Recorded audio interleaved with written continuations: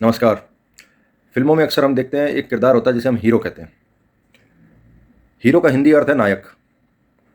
अब नायक का अर्थ अगर हम समझें तो वो नहीं है कि किसी भी फ़िल्म में कोई एक्टिंग कर रहा है, मेल किरदार है, उसे हीरो कह दिया जाए।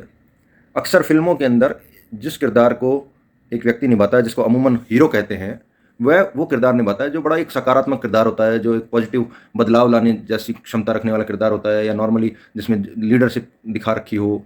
या धीरे-धीरे तो ये हुआ कि कोई भी फ़िल्म में जो भी मुख्य लीड व्यक्ति जो पुरुष है वो एक्टिंग कर रहा है, अभिनय कर रहा है, तो हर कोई फिर हर हर उस व्यक्ति को फिर हीरो ही कहा जाने लगा। लेकिन जब ये फ़िल्मों का दौर चला और शुरू में तो फ़िल्में कोई ना कोई एक अच्छे संदेश के साथ हुआ करती थी, आजकल तो बात अलग है, लेकिन जब इनका चलन चला और तो उसमें जो एक मुख्य किरदार को हीरो इसीलिए कहते थे क्योंकि उसका एक्ट ऐसा था जो जो समाज के लिए एक अच्छा संदेश देने वाला हो, एक संघर्षशील या फिर एक ऐसा व्यक्ति जो जो एक अच्छा संदेश दे, एक ऐसा संदेश जिसका अनुसरण अगर कोई करे तो समाज में अच्छे परिवर्तन आए, अच्छे असर पड़े। अब जो ये नायक हैं, जो ये हीरो है, हम इनको क्योंकि हम फ़िल्मों में काम करने वाले पुरुष को जो जो फ़िल्मों में मुख्य भूमिका में है, उसी को हीरो कहते हैं, तो हमने हीरो शब्द के जो महत्व को भी वहीं तक सीमित रख दिया। बेसिकली हम अगर अपने इर्द-गिर्द देखेंगे तो इतने हीरो हैं, हर सोसाइटी में हीरो हैं। कौन है वो हीरो? वो हीरो वो हैं जो सोसाइटी में कुछ अच्छे बदलाव लाते हैं। छोटा-सा उदाहरण मैं एग्ज़ाम्पल देता हूँ, उनसे आप समझेंगे। जैसे एग्ज़ाम्पल आप देखें, एनवायरनमेंट है, तो एनवायरनमेंट की बात करें तो हमारे जोधपुर से कुछ दूरी पे गाँव है एकलखोरी, वहाँ पे एक व्यक्ति हैं श्री राणा राम जी बिश्नोई। श्री राणा राम जी बिश्नोई की उम्र 70 साल से ज़्यादा है और श्री राणा राम जी बिश्नोई जब 25 वर्ष के थे तब से पेड़ लगाने लगे। एनवायरनमेंट के प्रति उनमें कुछ कोई ऐसी घटना, क्योंकि वो मैंने इंटरनेट पे और जो उनके बारे में जाना पड़ा, तो कुछ ऐसी घटना घटित हुई या जो भी उनके मन में एक विचार आया कि मेरे को प्लांटेशन करना है। और वो जो गाँव है वो डेज़र्ट एरिया है, मगर राणा राम जी की विल पावर थी, वो सोच थी कि उन्होंने उस एरिया में 40,000 पेड़ पनपा दिए। डेज़र्ट को ग्रीन में बदल दिया। सॉइल इरोजन रुक गया, हरियाली हो गई चारों तरफ। रेगिस्तान में एक पेड़ उगा देना बहुत बड़ी बात है। अरे नॉर्मल अपने घर के आगे एक पेड़ उगा देना बहुत बड़ी बात है। सबने उगा दिया होता तो भी आज एनवायरनमेंट के लिए हम इतना परेशान नहीं रहे होते हैं। एक व्यक्ति निरंतर, और डेजर्ट है मतलब वहाँ पानी की भी कमी है, तो दूर दूर दूर दराज से पानी लाना, पानी उसमें पौधों को देना, तो ये जो एक क्वालिटी है, इस एक क्वालिटी में कई क्वालिटी छुपी है। जैसे इन्वायरमेंट बचाया, इन्वायरमेंट का संरक्षण किया, कितने लोगों को उन्होंने प्रभावित किया होगा, कितने लोगों ने उनका अनुसरण करके उनके जैसा कार्य करने की कोशिश करी होगी। उसके अलावा रोज प्रतिदिन पानी देने आना उनके स्वभाव की, उनके अनुशासित जीवन की परिभाषा देता है। उसके अलावा पानी दूर दूर से लेके आना और उन पौधों को देना वो निस्वार्थ भाव को समझाता है। आज डेजर्ट में अगर पानी की कमी है, आज शहरों में ये हाल है कि एक दिन छोड़ के एक दिन पानी आता है, जिस दिन पानी नहीं आता उस दिन पौधों को भी अगर कोई पानी अमूमन हम देखते हैं कि नहीं पिला रहे हैं कि भाई पानी की कमी है, ये वो। डेजर्ट में खुद के लिए पानी अरेंज करना बड़ा मुश्किल होता है, उन्होंने इतने पौधों को पनपाया है। तो ये एक एग्जाम्पल राणा राम जी का एनवायरनमेंट के प्रति जो सजगता है। और कोरोना में तो हम देखें अगर, तो कोरोना काल में तो हमें इस चीज़ का, ऑक्सीजन का महत्व अच्छे से समझ में आया। ऐसा ही अब ये अपने आप इनको हम हीरो कहेंगे, ये हमारी सोसाइटी के हीरो है।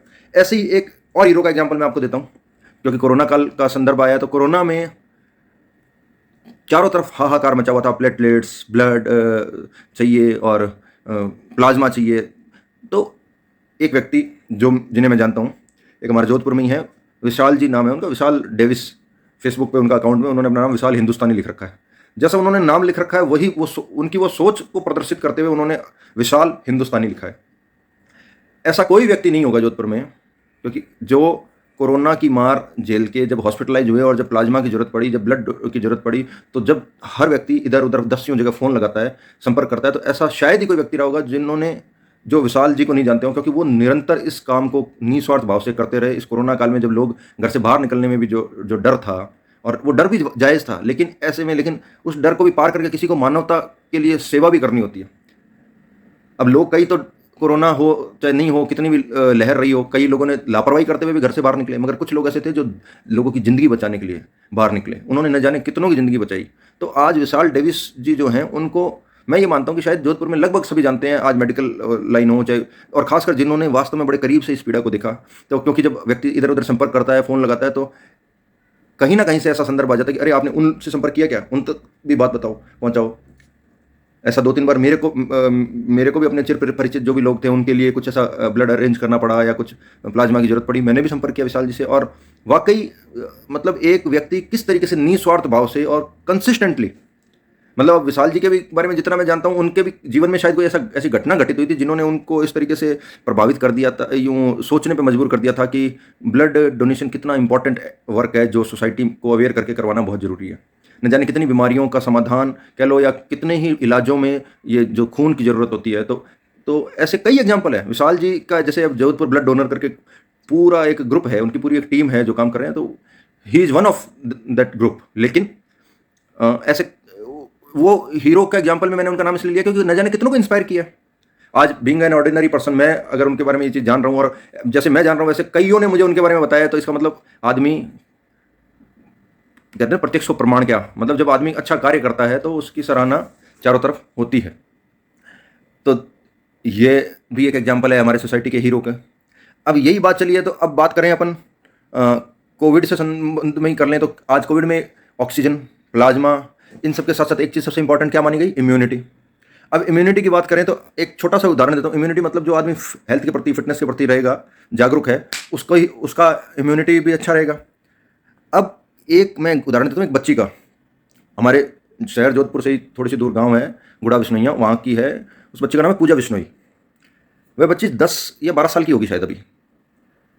वह बच्ची 5 साल की थी तब से फिटनेस के प्रति इतना उसका वो रहा रुझान कि आज उसे नेशनल लेवल पे रिकॉग्निशन भी मिला हुआ है। आज बड़ी बड़ी हस्तियां जो है वो उसको फॉलो कर रहे हैं। आज वो बच्ची फिटनेस को लेके मतलब एक तरीके से फिटनेस एम्बेसडर है। आज उस बच्ची को देख के अगर उस बच्ची के बारे में जो भी जानेंगे ना, तो मैं ये मानता हूँ बीइंग अ फादर मैं अगर बात करूँ तो आज मुझे अपनी बेटी को अगर हेल्थ के प्रति अवेयर करना है और मैं ऐसे कोई एग्जाम्पल दिखाना चाहता हूँ। बड़ों के तो खूब एग्जाम्पल होते हैं, मगर छोटे छोटे बच्चे हेल्थ को लेके इतने ज़्यादा अवेयर होकर आज वो बच्ची 10-10 किलोमीटर, 15-15 किलोमीटर नॉन स्टॉप दौड़ सकती है। उसकी गजब की स्ट्रेंथ है। तो ये फिटनेस को लेकर अगर कोई भी माँ बाप होगा तो अपने जब एग्जाम्पल बच्चों का देना होगा तो ऐसे बच्चे जो हैं उनके एग्जाम्पल देके माँ बाप अपने बच्चों को मोटिवेट करते हैं। तो अब वो बच्ची अपने आप में कितनी बड़ी, मतलब उसका जो कार्य है वो अपने आप में एक सोसाइटी की नायक है या नहीं है, उसको हम हमारे सोसाइटी के हीरो कहें या नहीं कहें, तो वो भी अपने आप में एक सोसाइटी की एक बहुत बड़ी हीरो है। तो इस तरीके के लोग अपन देखेंगे तो चारों तरफ है, हमारे इर्द गिर्द ही है, मगर हम कितनों को अप्रिशिएट करते हैं। आज हमारे एरिया में हर जगह पे कहीं ना कहीं हर तरीके के लोग हैं। जागरूक लोग भी हैं, पढ़े लिखे लोग भी हैं, ऐसे सजग लोग भी हैं। हर मोहल्ले में मिल जाएंगे ऐसे सजग लोग जो पढ़े लिखे हैं, जागरूक है, संवेदनशील है। और ऐसे लोगों को आज जैसे पॉलिटिक्स की अगर बात करें, पॉलिटिक्स के अंदर आज बदलाव जब तक नहीं आएगा, क्योंकि पॉलिटिक्स सबसे इंपॉर्टेंट रोल क्यों प्ले करता है, क्योंकि पॉलिटिक्स से हम नेता जो चुनते हैं वही नेता चल के आगे कानून बनाते हैं, वही नेता किसी भी व्यवस्था को चलाने के लिए जिम्मेदार होते हैं। तो आज अगर हर सोसाइटी में अगर पढ़ा लिखा व्यक्ति की इंपॉर्टेंस अगर हम सब समझने लग जाएं, एक जागरूक व्यक्ति की इंपॉर्टेंस हम सब समझने लग जाएं, तो ऐसे जागरूक व्यक्ति जब भी कभी कोई कार्य करते हैं तो हम उनकी पीठ थपथपाएं, उनको शाबाशी दें। उनको वो सब लोग जो परिवर्तन लाने में सक्षम है वो हमारे लिए हीरो हैं। वो उन लोगों का हमें सहयोग करने की आवश्यकता है, उनके एक्ट का अनुसरण करने की आवश्यकता है। अगर हर एरिया में अगर हम इस तरीके के एक्टिव लोगों को मोटिवेट करेंगे, प्रमोट करेंगे, तो छोटे छोटी कड़ी, अगर ग्राम पंचायत है तो वार्ड पंच स्तर से ही बहुत सक्रिय लोग चुने जाएंगे, अगर शहर है तो पार्षद स्तर से ही बहुत सक्रिय लोग चुने जाएंगे। जब छोटे छोटे वार्डों में वार्ड पंच हैं, वार्डों से पार्षद भी एक्टिव निकलेंगे, तो स्वाभाविक सी बात है कि जब हमारे व्यवहार में इन चीज़ों के प्रति इतनी जिम्मेदारी होगी तो हम विधायक भी सक्रिय चुनेंगे, सजग चुनेंगे, पढ़ा लिखा चुनेंगे, संवेदनशील चुनेंगे, जाति पाति से ऊपर उठ के सोच के चुनेंगे, सांसद भी ऐसा चुनेंगे। जब ये सब ऐसे चुने जाएंगे तो सरकार ऑटोमेटिक अच्छी चुनी जाएगी। जब सरकार ऑटोमेटिक अच्छी चुनी जाएगी तो संवेदनशील सरकार का रवैया अपने आप होगा। आज चाहे लॉ एंड ऑर्डर मेंटेन करना हो, चाहे कोई भी कार्य हो, तो इसके लिए कौन है जिम्मेदार? सरकार। आज सरकार अगर पूरी संवेदनशील है तो लोगों के हक में कानून भी बनेंगे, लोगों के हक में योजनाएं तो बहुत बनती है मगर धरातल तक नहीं आती। तो कहीं ना कहीं इसके पीछे कारण ये है कि हमको सबसे पहले इस चीज़ पे फोकस करना पड़ेगा कि हम अपनी सोसाइटी के हीरोज को पहचानें, हम अपने आसपास के उन लोगों को पहचानें जो वास्तव में सोसाइटी के लिए कुछ अच्छा कर रहे हैं, कुछ उनकी सक्रिय भागीदारी है, या शायद उनकी सक्रिय भागीदारी और अधिक हो सकती है अगर हम लोग उन्हें मोटिवेट करें, प्रमोट करें, सहायता करें। सच्ची मायने में देखा जाए तो आज लीडरशिप की असल में बहुत ज़्यादा कमी है। चुनावी नेता बहुत मिल जाएंगे मगर समाज को, इस देश को अच्छे लीडर्स की ज़रूरत है, अच्छे नेतृत्व की ज़रूरत है, अच्छे नायकों की ज़रूरत है, अच्छे हीरोज़ की ज़रूरत है। इस चीज़ को हमें समझना होगा। हम नहीं समझेंगे, जब तक नहीं समझेंगे तब तक इलाज नहीं होगा। ये बातें किताबी बातें लगे तो आप अपनी शिक्षा पे थोड़ा सा गौर करिए कि आपके जो अलमारी में रखी हुई आपकी डिग्रियां हैं वह क्या महज डिग्री मात्र है? क्या शिक्षा आपकी सोच पे असर कर नहीं रही? क्योंकि इस बात को सोचना पड़ेगा। आज हर छोटी से छोटी चीज़ जो हमें प्रभावित कर रही है, चाहे अच्छे सेंस में कर रही है चाहे बुरे सेंस में कर रही है, तो वो हमारे ही एक्ट की वजह से है। डायरेक्ट, इनडायरेक्ट, प्रत्यक्ष, अप्रत्यक्ष, हम जो जैसा कर रहे हैं वैसा ही हम भोग रहे हैं। मैं उम्मीद करता हूं कि आपने मेरे इस मैसेज को अगर सुना होगा तो उस वे में आप भी वो चिंतन करेंगे। और एक चीज़ मैं हमेशा मानता आया हूं कि किसी को बताने से, किसी को सिखाने से कुछ नहीं सिखाया जा सकता। आप सिर्फ किसी को कुछ बात बता सकते हैं। और बताने वाला व्यक्ति ऐसा, अगर जैसे मैं कोई बात बता रहा हूँ, जैसे मैंने अभी जितनी भी बात बताई, मैंने बताया कि सोसाइटी में हमें इन लोगों को हीरो मानना चाहिए, तो मैं एक्चुअल में उन लोगों को हीरो मानता हूँ। ऐसे लोगों की मैं के प्रति मैं सम्मान रखता हूँ। तो इसलिए जो आदमी जैसी चीज़ों के प्रति प्रभावित होगा और जो अपनी बात जैसा खुद अनुसरण करता है वैसा कहेगा, तो मैं मानता हूँ कि उस चीज़ का सुनने वाले पे भी प्रभाव पड़ेगा ही। तो इसी बात के साथ में आप सबको जय हिंद, जय भारत, वंदे मातरम।